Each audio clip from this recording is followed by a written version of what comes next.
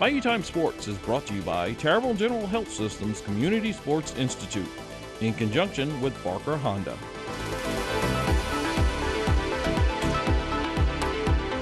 Mike Detillier here for HTV, along with the head football coach at Nicholls State, Tim Rebowe. And Tim, record crowd here today, almost 500 young men. We don't have the full count. I think it was 481 was the last that Ann Miller had told me. And so we've seen this camp grow so much over the last few years, and it's just amazing because we have 3 of them here. And I think what really helps Nicholls is, you talking about, we spoke about it on WWL last night, 2,000 kids on this campus, and for many of them for the first time. Right. Look, you mentioned Ann Miller, the job that she does, tremendous, and David Elias and this whole group putting this thing on. We kind of knew the numbers were up in the pre-registration, but man, to get close to 500, and we still had more kids coming in to get some work in. So, and listen, we were very blessed with the weather today. It was a little bit overcast. It was a little shaky weather. We were going to get it going or not, but great turnout. This whole organization is super organized. All the coaches, high school coaches, Mike, coming together to help with this thing. It's been tremendous. For you, it's not a recruiting camp per se, but it is an opportunity for them to see your facilities, to see the school, to see the town, and for people outside the Bayou River Parish area, that's really important. Yeah, like we've identified these players already. We knew that and get them to come to camp. Most of them we've seen at other camps already, but we just wanted them to come visit and see us. And we get to showcase a little bit, and it's really, really been good for us. There's not many of them here that we don't know about or have not known about. It's not like all of a sudden the guy's gonna show up and run 4-4 and we didn't know who he was, but it's a good kid. I told the players this earlier. It's about, you're gonna do some testing. It's a little bit of an evaluation, but it's a chance for you to evaluate yourself, you know, and see where you stand and what you need to work on heading into the season. We talked about it last night on WWL, but your thoughts on the transfer portal, that it has made it's really the Wild Wild West of recruiting and everything else. And my thoughts is, for schools like Southeastern, Nicholls State, McNeese, the transfer is going to help you guys from a high school level, because I think you're going to get a better grade of high school player. Now, the problem's going to be is if that guy really grows up to be a big-time player in a couple of years, he's not going to finish out of Southeastern or Nicholls State or McNeese. But I think if I was a coach at an LSU and Ole Miss, give me the experienced player over the 18-year-old that might be. Because I've seen that player maybe at another school and see what he can do. I'm sort of projecting that high school guy. I know you would rather build through the high school ranks, though.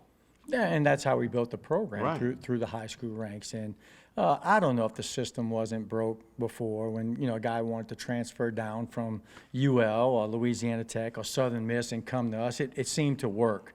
But now it is free agency. And we'll take that chance, though. I'll go out and find and beat the bushes and work hard and get that good high school football player and take a chance on the back end. But, you know, if you can get him for 2 or 3 years and he's good in your program, you'll deal with that on the other side. Exactly. I'll take the negative part, but I do think because of the transfer portal being wide open, it gives your school, along with others, an opportunity in the high school ranks that may not have been there from a numbers standpoint, and I think that certainly helps. This year in the Southland, with a couple of the passers that have left and one in the national. That I'm glad to see. Yeah, because you had to play them a couple times. One's now at Washington State, the other one's at Washington, trying to make the Commanders. This is, I think, going to always be a pass-first conference. But I think this year you'll see a lot more emphasis on the running game, just because of the way it's set up from a quarterback standpoint. Yeah, experience, you know, and you look at programs that have been successful over the last couple of years, including us, is when you had that experienced quarterback, you could throw it around a little bit. You could move the ball. And look, the game is made for that. They've changed the rules for that. I guess they want yardage. They want the points. It's exciting football, but you know, I still believe you got to be able to win it up front, and you got to be able to run that football, and you got to be able to stop the run. And if you probably don't have an experienced quarterback, you're probably going to do more of that until they can develop throughout the year. I think for a Nicholls State or Southeastern, the special teams part is, I think, you got to have it at a high level, because you can lose games that way, you can win them. From a standpoint of the return game for you this year, punt, kickoff return, who are the guys that you're looking at to handle those duties?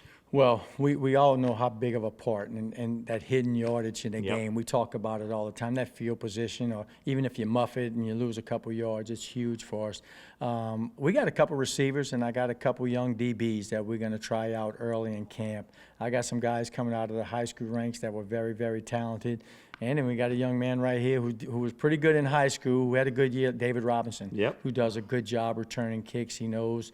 Our biggest thing is, let's not lose yardage on those returns and give up that big return, and then we can have a little bit of a chance. Yeah, because the special team catch all kind of hell. And guess who's the special teams coach here?